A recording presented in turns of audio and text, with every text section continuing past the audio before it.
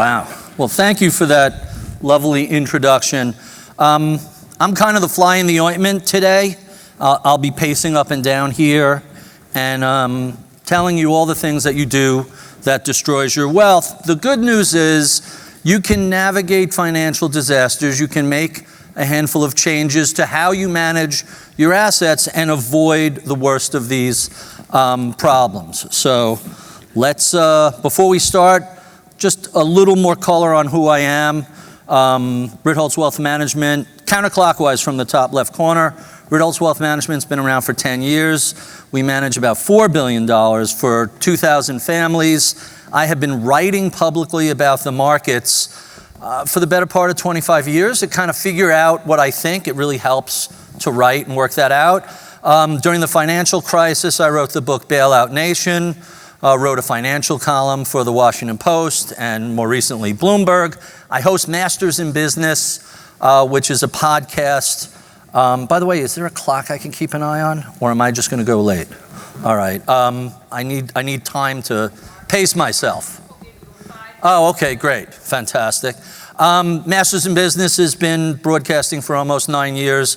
Just had our 500th guest, and I have a new podcast talking about exactly what we're going to talk about today. It's called At the Money, and it launches in January. So what we're going to do today is focus on really 3 topics. The ways wealthy families lose their money. It's surprising. There are lots and lots of ways to lose money, but it really boils down to the same 3 mistakes that everybody makes. Why we as a species make such terrible decisions when it comes to money. And lastly, what you can do to put the odds on your favor. Higher probability wealth management. And I want to tell a story about the Belfers. They're a really fascinating family, and it's a little bit of an apocryphal story. It's not as terrible as it's going to sound.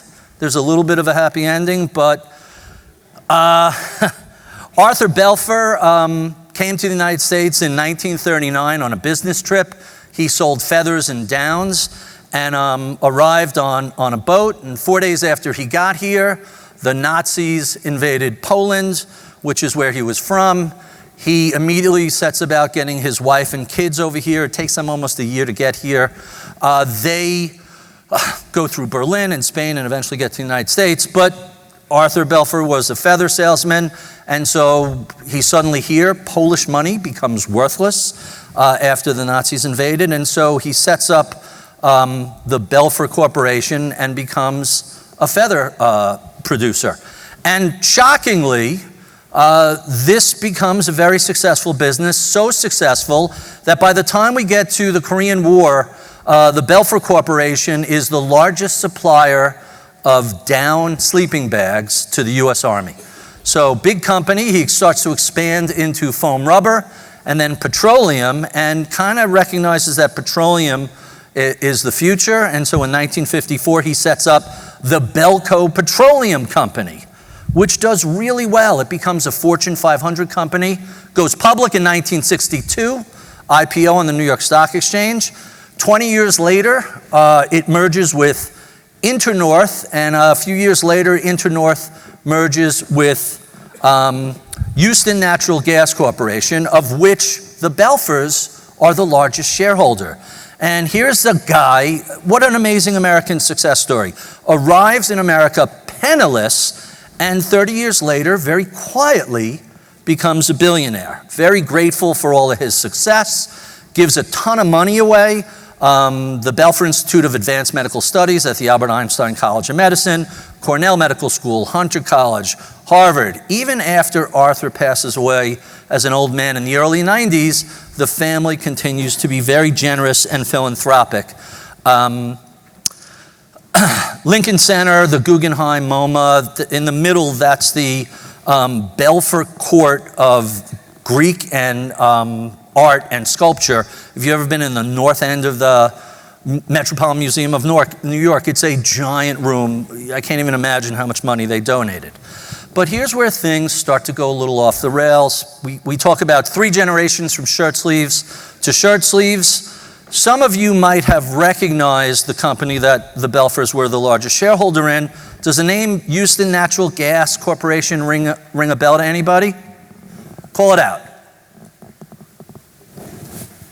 Say it loud. Enron, that is correct. They are the largest shareholders in Enron. And by the way, that's 1986. Houston changed the name to Enron's in 1986, and for 15 years, Enron has done really well. Now, there's a whole longer conversation about diversification and why you shouldn't have all your money in your company. It's not just Enron, it's Lehman, it's AIG, it's Bear Stearns, even GE, a blue chip, down substantially from its peak. And the son, Robert Belfer, not only is he one of the largest shareholders, he's on the board of directors, and he thought it was a bad look for big shareholders and board members to sell back in 2001, and so the family went down with the ship. They lost about $2 billion in Enron, and they got some advice from people, which was go get professional help managing stocks. And having not done this previously, they made a little bit of a mistake. They didn't do their homework, they didn't do their research. They just took a single referral and rolled into Bernie Madoff's fund. And so, by the way, I said this has a happy ending, I won't spoil it. But they roll into Bernie Madoff's fund in 2002, and 5 years later it blows up. And I don't know, I guess they got frustrated with stocks and equity. Let's try something different. Let's roll into FTX and crypto. Now, right about now, some percentage of the audience is saying, this asshole Ritholtz is full of shit. I mean, who on earth could hit Enron, Madoff, and FTX? There's the Financial Times, the New York Post. It was all over the media in the beginning of the year. I said there was a half-decent outcome, and I'll share that with you in a minute. But here are the three things the Belfers unfortunately did.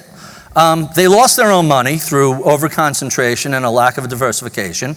They gave it to somebody who lost it for them. And lastly, they had a con man steal it. If you could avoid these three little mistakes, don't lose your own money, don't give it to someone to lose it, and don't let someone steal it, you're way ahead of 95% of the other investors. I said there's a happy outcome. The Madoff Recovery Fund is now up to 88%. By the way, all the numbers you heard about Madoff are all made up. They're mostly made up. So far, the trustees of the Madoff bankruptcy have been able to identify something like $4.5–5 billion of actual cash that was given to him. When you hear numbers like $50–60 billion, those were the make-believe portfolios that date back to the late 80s, early 90s. No one really knows when Madoff went from running a legitimate business to being a Ponzi schemer, but somewhere along the lines. So if you had a few $1 million tied up with Madoff for 30 years, yeah, there's opportunity costs, but that's that's not part of the recovery. It's 88% of money put in has been recovered. And if you haven't read any of the books on FTX, it's looking pretty comparable. The Michael Lewis book, Going Infinite, coincidentally, the bankruptcy trustee in FTX is the same guy that did the Enron bankruptcy. He said FTX is a bigger mess, and it looks like they've found most of the money. Not all of it, but most of it. It would be pretty ironic if this company was not insolvent, it was just so incompetently managed that they had to file for bankruptcy, because literally people have been calling them saying, hey, are you handling the FTX? We have $300 million of theirs. They haven't claimed it. So of the 8 or 9 billion that are missing, from that, 80 or 90% of it, 80 or 90% of it has been recovered. So not the greatest happy ending, but it's not like they've been completely wiped out, and the Belfers still have enough money that they're still donating to places like the Metropolitan Museum of Art and the Einstein College of Medicine. So still, nobody likes to lose $2 billion or more. Let's figure out why we make these terrible decisions and how we can avoid them. And really, it's all your brain's fault. The brain is a marvelous instrument that is wonderfully adapted to keeping you alive on the savannah and passing your genes along to the next generation. However, it's not very good at making risk-reward decisions when it comes to the capital markets. And there are a lot of reasons for that. We're emotional creatures. Fight or flight is what keeps us alive in those circumstances, and that's great. That's what it's supposed to do. But in the markets, your amygdala, your limbic system that controls fight or flight, it reacts the same way. It sees every threat as an existential challenge to survival. And so this is why us social primates that love to find safety in numbers, we get very excited as the markets go higher and higher. And when everybody's making money, we're thrilled and ultimately euphoric. We see it time and again, people pile into equities at the top. In fact, tops are made when there's no one left to buy. Euphoria brings everybody in. When there are no buyers left, guess what happens next? And that's kind of hard to see because it's very subtle and gradual. You know, the tops are made when the buyers stop showing up. There's not so much action as the previous action tapers off. Bottoms, on the other hand, are full-on capitulation. Surrender. Capitulation literally means surrender. So by the time we get to a bottom, people just say, I can't take it anymore, I got to get out. You know, there's an old fun joke about a fund manager. Someone says, how you doing? This market in the middle of the crisis is terrible. And he's like, I'm fine, I'm sleeping like a baby. He says, I'm sleeping like a baby. Really? Market's down 30%, how are you sleeping like a baby? He goes, I wake up every 2 hours, wet myself and cry for mommy. I'm sleeping like a baby. And that's kind of what happens at the bottom. People just say, I can't take anymore, get me the hell out. So back to the brain and all the evolutionary baggage it gives us, I could spend an hour on every one of these 30 bullet points. Behavioral economics are things we can observe and see how people behave and try and figure out. Neurofinance is what's going on inside the brain, looking at your chemistry, what parts of the brain are active, what dopamine and other endocrine systems are lighting up. Oh, and I forgot to mention, by the way, I'll make this whole slide deck available on ritholtz.com in the next couple of days, Figure Wednesday, and anybody you'll be able to download this whenever you like.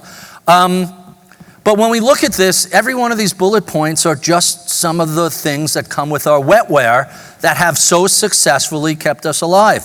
Why is groupthink so popular in the markets? Because when you're part of a herd, you're safe. You know, Mutual of Omaha's Wild Kingdom, that zebra on the outskirts of the herd, he's lunch. And that's why there's safety in numbers. For most of human history, we didn't have the written word. We told stories. That's how we passed knowledge along. So we love narratives. We're not so good with statistics and exponential numbers and compounding. That didn't keep you alive. But the ability to say, don't eat this berry and this type of snake is poisonous and this isn't, having ways to tell that story, really important. And on we go. Every one of those things is a factor that leads you to make bad decisions.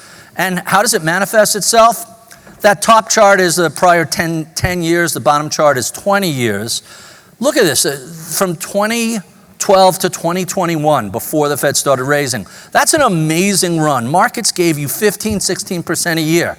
The average investor got about half of that. And it's mostly because of behavioral problems. If you look at an even longer period that includes the dot-com collapse and the financial crisis, markets gave you about 6%. And again, investors got half of it. It's not the stocks you pick, it's not the bonds you own, it's your own behavior and making mistakes. Danny Kahneman, who wrote the book Thinking Fast and Slow, loves to say, people aren't stupid, they're people, they're emotional.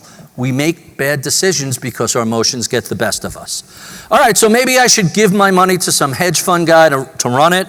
That hasn't really worked out since the financial crisis.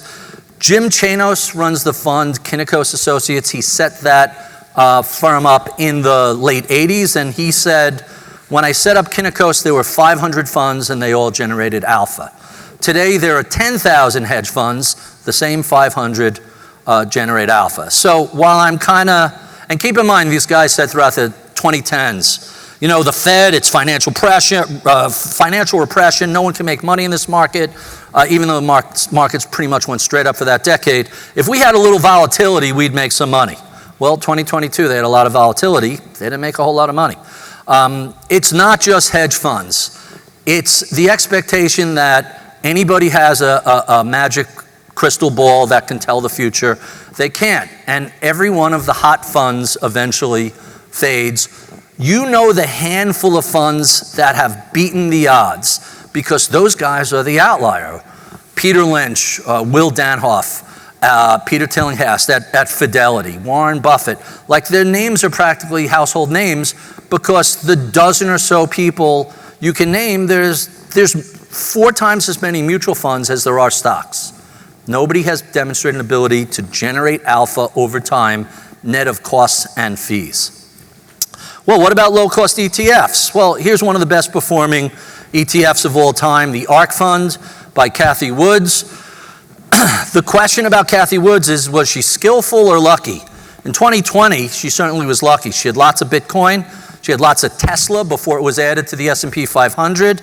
And an incredible year. She was up about 160% that year before she proceeded to give it all back. By the way, no one else was even close. I think the second best fund in her category was like 87%. She was double. Unprecedented returns. Except if you were a buyer in Cathie Wood's fund when it launched at the end of 2014, and your neighbor was a buyer in the S&P 500 Spiders, Woods ARK generated 90% over that whole period. The S&P 500 generated about 147%, 50% better than that did. Much less volatility, much lower cost, much less risk. So you have to wonder, why am I chasing the hot fund manager? Some of you right now are looking at that chart and saying, you know, if I got in 18 or 19, I would have sold after that giant run in 2020. But the math says that's not true. In 16, 17, 18, 19, it was a tiny fund. In 2020, when it ran up, that's where most of the investments came in. If I could do can I laser point? No. So if you look at that 21 and 22, that's where most of the investment came in, and that's why she's underwater. 98% of her investors are underwater. So how do you destroy wealth? There's a couple of ways. We talked about concentrated risk. The Belfers did that with Enron. Leverage, stock picking, market timing, overtrading. Costs matter. You have to really pay attention to your costs. The last 4 people don't talk about enough, and so I'm going to spend a few seconds on each of those. I love speculation. I'm going to say that again. I love speculation. I started my career on a trading desk. I always was looking for that vein, that dopamine hit, when you had a good trade go off. God, there was nothing like that. Nothing like that. The problem is it's a really tough way to make money consistently. The solution to speculation is what we call a cowboy account. Take some small percentage of your liquid net worth, 3, 4, 5%, and put that into your cowboy account. All right? I've been doing that for years. I trade all sorts of garbage in that account. Small biotechs and market timing and options, and I pay a lot of attention to how that goes. Laser pointer. I pay a lot of attention to how that is doing. And that's the point. It doesn't matter what it does. I'm not messing with my real portfolio. Last year, October 2022, I told my firm, hey, everybody's freaking out about markets here. I really like them. I'm a buyer. I'm buying some out-of-the-money NASDAQ, S&P, and Russell 2000 calls. I'm even going to buy some Schwab, throw a little First Republic in there. That didn't work out too well. But it prevented me from touching anything else I was doing. And I probably spend more time tweaking the cowboy account than the real account, which is put it in a broadly diversified portfolio of low-cost global assets, let it compound for 20 or 30 years, and just leave it the hell alone. So the cowboy account is great for that. Taxes, divorce, and death. I'm going to do in reverse order. Let's talk about divorce, because I read something this morning that cracked me up. So half of the marriages in America end in divorce. 2 years ago, we saw the 2 most expensive divorces in U.S. history. Jeff Bezos, the founder of Amazon, got divorced. $38 billion was that divorce settlement. Bill Gates, founder of Microsoft, $76 billion. That's a lot of money. And Bezos got married before he launched Amazon. So, all right, he has an excuse. Bill Gates got married like 5 or 10 years after Microsoft went public. I don't understand why there wasn't a prenup. By the way, this isn't a male-female thing.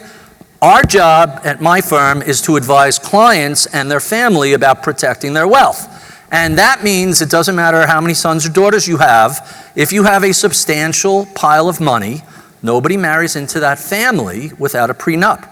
And understandable. Sometimes there's a little pushback on it. There are other things you can do with trusts to keep money away from non-family members, if that's what you choose to do with your money. If you're going to give it all away, it doesn't matter. Hey, you don't need a prenup.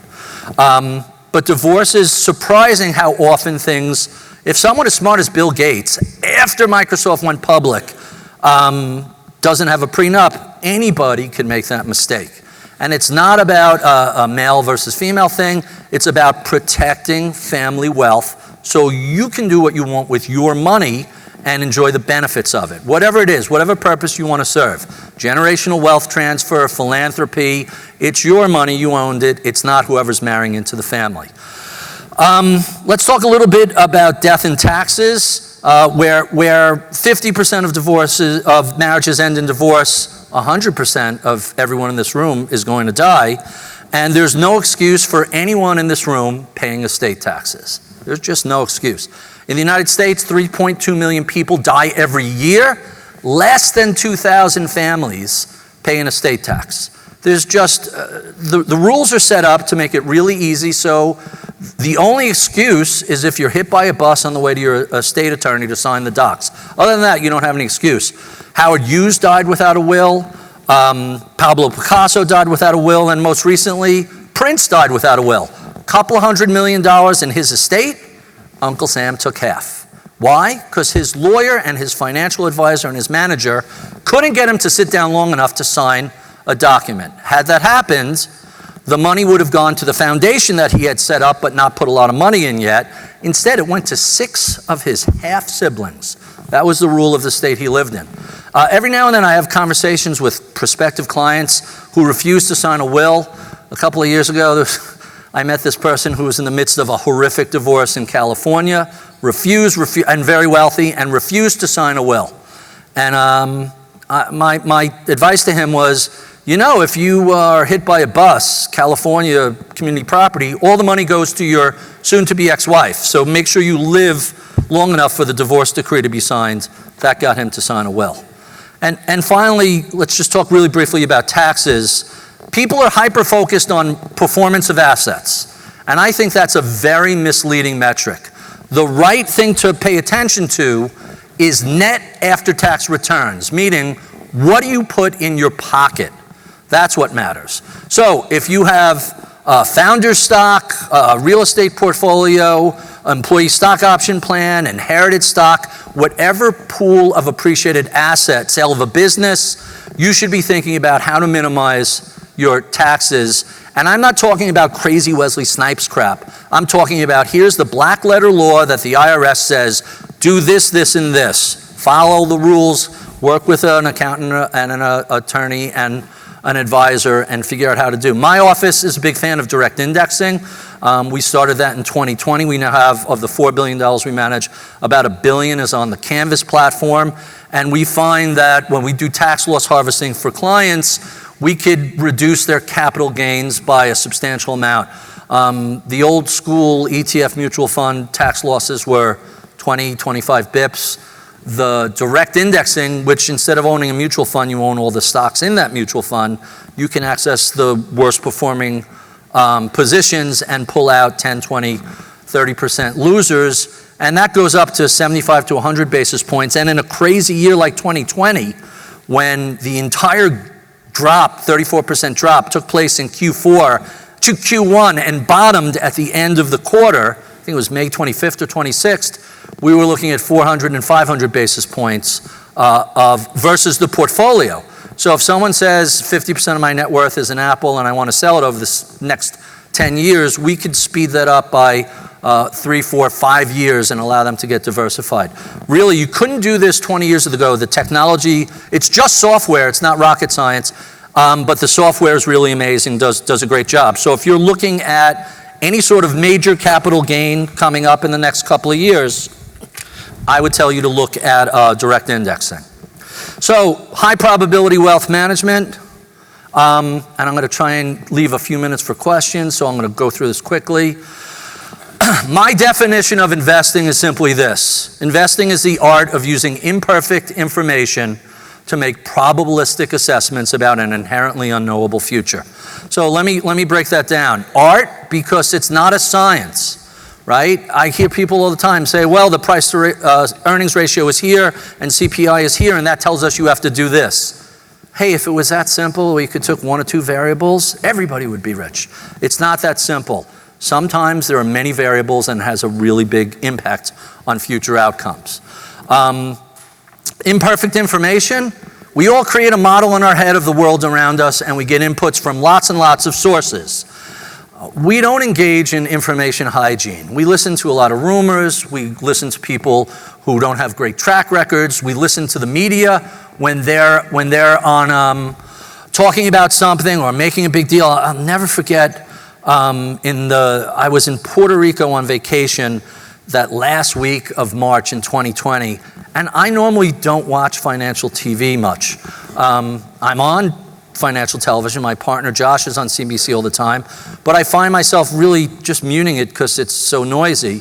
But all right, we're away, the market looks terrible, let's see what's going on. And I flip on CNBC, and it's just like hair on fire. And I've had the same thing happen with Bloomberg and Fox. They all suffer from the same human emotions as you do.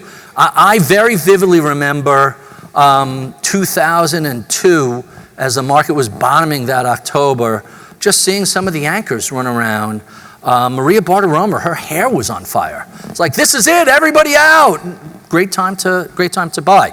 So imperfect information, what we get is to quote Professor George Box, all models are wrong, but some are useful. So the model we create of the world, or of CPI or non-farm payroll or whatever it is, they're useful. They give you a baseline to compare to, but they're not perfect, and you have to be aware of it. I'm going to put a pin in probabilistic for a moment and go to inherently unknowable future. People hate this line. The future is unknown and unknowable. And I get pushback all the time. Well, this guy said this and that guy said that. Yeah, you're cherry picking the few who got it right. Which one of these guys are you going to bet the house on next year? Let me remind you, when the year ahead outlooks came out in the beginning of 2020, nobody had global pandemic that shuts the world's economy. The following year, no one had Russia invade Ukraine, and oil prices will be down by the end of the year. And last year, no one said the Fed, who's always late to the party, are going to finally figure out that inflation is a problem and crank up rates 500 basis points and start breaking things. So it's just not on people's bingo cards. We're very good at telling ourselves we know what happened after the fact. But beforehand, nobody knows nothing. Probabilistic assessments, I mentioned narrative problems and why we like stories. Humans hate certain types of probability assessments and statistics. We never evolved to figure out compound returns. We never evolved to figure out exponential. Exponential math doesn't keep you alive on the savannah. What keeps you alive is pattern recognition. Hey, that thing in the grass looks like a snake. I'm jumping out of the way. Oh, it turns out to be a stick. The person who doesn't jump out of the way, one time it's a snake, and that genetic line ends that way. So understanding probabilities and understanding exponential compounding, we're not built for. And I'll give you my favorite example of this. So imagine two people. Your great-grandfather's about to go into World War II. They both have $1,000. One of them buries it in the ground in mason jars. The other decides to put it into the stock market. More recently, the guy who put it into the stock market's grandkids looked at the account. The other guy's grandkids dug up the mason jars from April of 1917. Well, the mason jars lost about 98% of their value. The value of $1 has decreased for a century. I hate that argument. Your dollar is not supposed to be sitting in your backyard for a century. Money is for spending, investing, paying taxes, and giving away. If you hold your money for more than a year, you're doing something wrong. Let's see how well people understand compounding. You put money into the stock market in 1917. What's it worth this year? $1,000 a century later. Call out some guesses. 10 million? Not bad. What I hear over there? I'll break the suspense. $31 million. People think that's impossible. It doesn't make any sense. Just think about it in terms of the rule of 72. Anything doubles, you figure out the return percentage, and that's how often it doubles on the rule of 72. If you're getting 10% a year, it means it's going to double every 7.2 years. Do the doubling from 1,000 for, I think it's 18 or 17 times. That's how you get to over $31 million. All right, so what about stock picking? What should I be doing with that? Well, it turns out that it's a winner-take-all society, as well as a winner-take-all stock market. Henry Bessenbinder of Arizona State University, Carey School of Business, did a study looking at 62,000 stocks going back to 1906, and he concluded that 1.3% of these stocks were the winners. They drove all the returns in the market. Most of everything else was just a push. I'm going to skip through this because we're running out of time, and I'm going to give you just a quick note on this. So what are you focused on? Focused on what's in your control. You can't control what the Fed's going to do or what corporate earnings are or where inflation is. That's totally out of your control. What's in your control is your portfolio. Are you diversified? What's your savings rate? How are you managing your taxes? What do your expense ratios look like? Are you taking enough risk? Are you taking too little risk? That makes a really big difference, and it's within your control. All the things that everybody stresses about that are outside of their control is wasted effort. And finally, the question I've heard the most over the past couple of weeks is, well, everything is terrible. You know, there's war around the world, and now another front is open, and the economy is this, and inflation is that. There's always a reason to sell, right? This chart goes back to 1929. Every horrible thing that could happen over the past century has happened, and yet the stock market doesn't care about any of that stuff. The stock market cares about ongoing growth in the economy and corporate profits, and everything else is secondary. I'm sorry I went a little wrong and ran out of time. I'll put this whole thing up at ritholtz.com, and you'll be able to download this. Thank you so much for your time. Do we have time for questions, or? Are there any questions? We can take maybe one or two. Question over here. Do we have a mic to share with anybody? Right back there in the aisle, if you don't mind. There's one mic on each side. Go ahead, ask the question, and go ahead. I've been in business 42 years. That's Well, thank you so much. I really appreciate that. a lot of people in this room who I know, a lot of them have done what you have said. But how do you escape conflict? That's what I think. You can't. You can't escape the economy. You can't escape. Con man, sorry. Oh, how do you escape con man? How do you escape? How do you really do it? That's a very fair question, and it's probably the hardest thing of all the things I listed. When you have to, really the key takeaway from all of this is you're responsible for your own money and you have to do your own homework. Bernie Madoff, there were lots and lots of rumblings that was a fraud. Again, I started on a trading desk. I know a lot of option traders. I heard in the early 2000s, there aren't enough options in the world traded for him to do. And a number of people had called him out. There were a couple of articles, but everybody was pretty comfortable. Look at Theranos. Theranos is a fascinating example. You have a woman, no medical background, not a doctor, no biotech background, who doesn't like getting needles.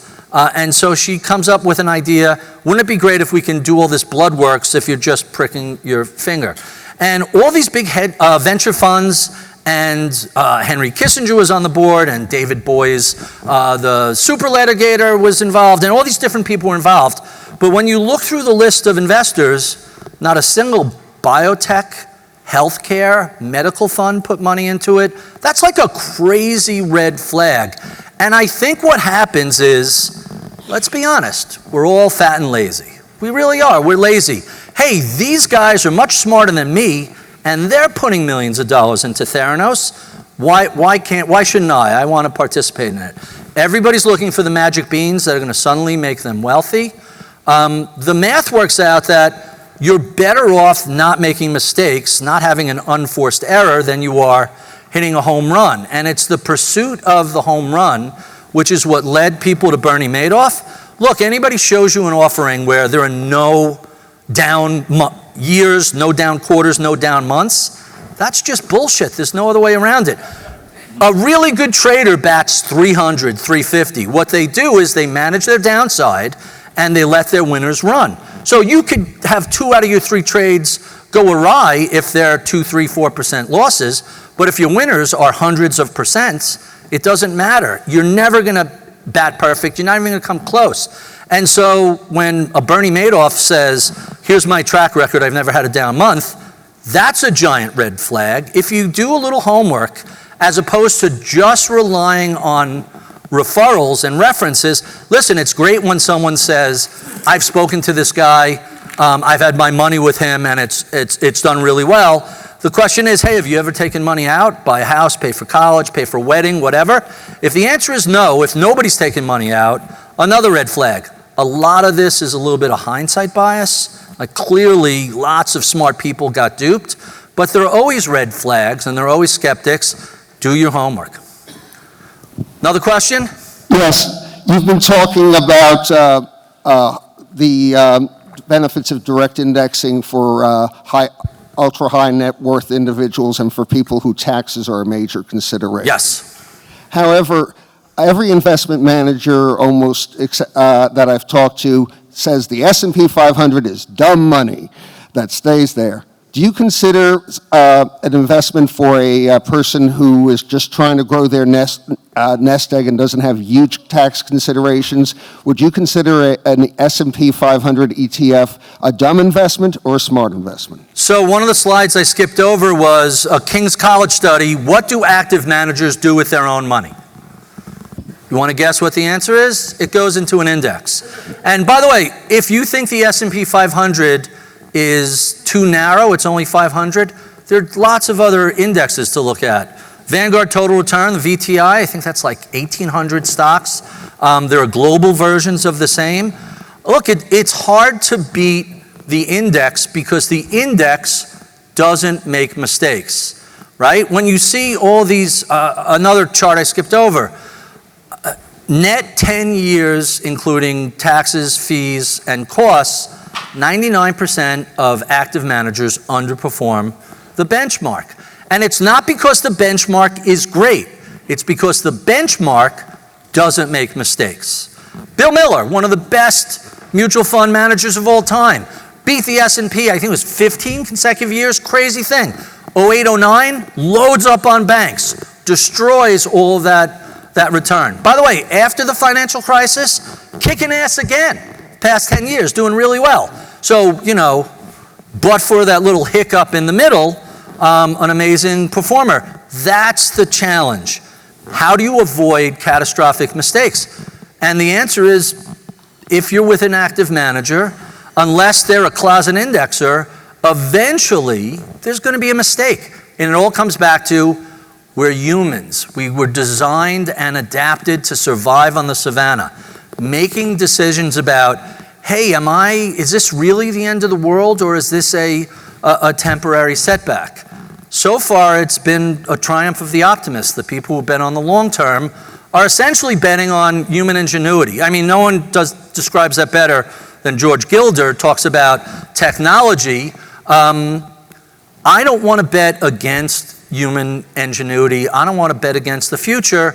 I'm glad I'm not going to be here when AI takes everybody's jobs, but even that is a scare tactic because throughout history, every time a new technology has come along, the takeaway has been it's created more jobs. Okay, so we don't have a steno pool and typists anymore, but we have a giant tech sector and all the things that does. I'm gonna bet that AI is going to do the same thing, and it's going to supplement human creativity and innovation, not replace it. Thank you so much.